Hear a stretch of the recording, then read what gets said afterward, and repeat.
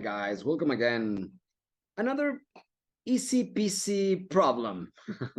You should never said something like that when you're working in engineering. Maybe there are certain things that are easier to solve and others much more difficult, but they are never kind of really easy. Okay, so let's go with this one. They are asking you to get how much is this distance over here so that the normal stresses for this rod is the same one as this rod. That's an interesting design question, by the way, okay?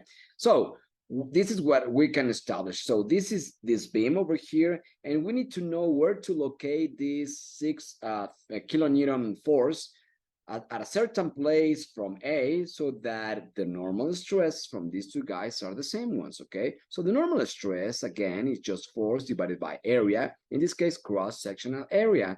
They're already giving us well, this information, okay? So what we can write here is that, well, okay, so the normal stress from rod AB, A and B, okay, should be equal to the normal stress from the other rod, CD, okay? So that's what we should, that that is something to consider, okay? Now you can place, FAB divided by AAB equals to FCD divided by ACD. We already know these fellas over here, so that is not a problem. We can also, well, you can calculate, well, let's just say that I can calculate FAB in terms of FCD and this one that you already know. So for example, 12, 8, you just put 12 divided by 8, which equals to 3 divided by 2. So this is 3 halves of FCD. So that was kind of very simple. Okay. This, remember, so if you're gonna divide two areas, you don't really care too much about the unit because these units will cancel out, and you don't need to pass to square centimeters, square meters, or something like that, okay? So we already know the relationship between the forces being load are AB and the DC. That's what we know. Okay, one more stuff. Let's just do a free body diagram for the beam. So we do that, we will see now that there is this 6 kilonewtons happening there. There is this I'm going to call it, well, you can call it FAB, right? And this one over here is going to be called FCD. This one is our unknown distance, but that's the problem set up, okay? Let me just what's happening at forces at X. Forces in direction X, it's equal to 0 equals to 0. There is no forces going at X. Let's just go with Y. And if you do that for Y, you will see, well, FAB plus FCD should be equal to this 6 kilonewton. They are telling me, they don't tell me anything about the weight of this beam that would be located right at the center of the beam. So I'm going to leave it like that. But also, I'm going to calculate moments. So the moments regarding A, I'm going to pick the point A because I want to. You could also pick another point. You could pick this point or this one over here. I'm sorry, this one is C. Okay, so in that case, what I'm going to do is say, well, you know what, let's just see. This is my sign convention for moments. And therefore, what I have here is that FAB does not participate in this equilibrium equation. So I'm going to go 6 kilonewtons multiplied by the distance d. And this one is trying to produce a negative moment regarding point A. And let's just go with the other one. The other one is 3 meters multiplied by FCD, and this one equals to 0. So you know that unknown, unknown, and unknown, and unknown, and unknown, and unknown. So basically you have 3 equations with 3 unknowns. So you can solve this stuff, okay?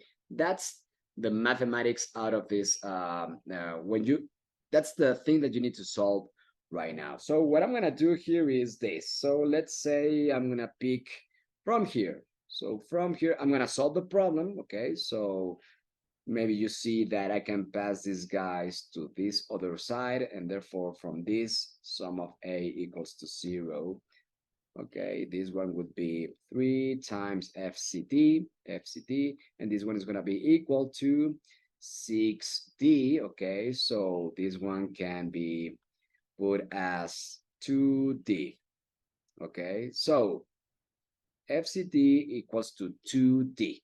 Okay, it looks weird because it feels like, so the force equals twice the distance. Well, this is because these two has units. Okay, so these units are in such a way that this is not meters. Okay, you can put meters here and this guy will give you kilonewtons. That's how this thing works. You can work it from this very same equation. Okay, so with that, I'm gonna place it here. I'm gonna place it at this one over here. Now, with that information, therefore, FAB equals to 2D multiplied by 3 divided by 2, 3 divided by 2. Okay, so I just put my information here, and this thing will give me 3D.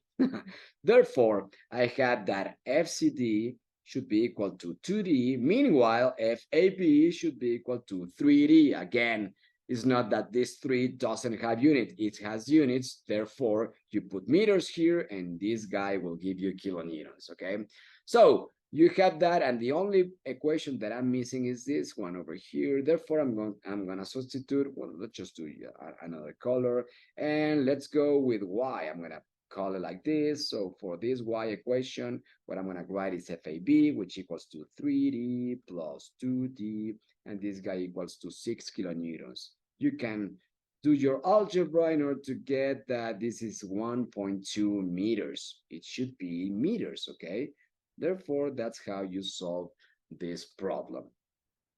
It wasn't very difficult, but you need to have notions of what's a normal stress, how that things work, how they are calculated. This is not very complicated to do a free body diagram with these things, okay? And the other part was to know that well, to solve moments. So it wasn't very complicated. There are problems regarding normal stresses that are actually really complicated. These ones are just, appetizers in order to get into that topic. So I will see you in another video, guys. So thanks for being here. See you later.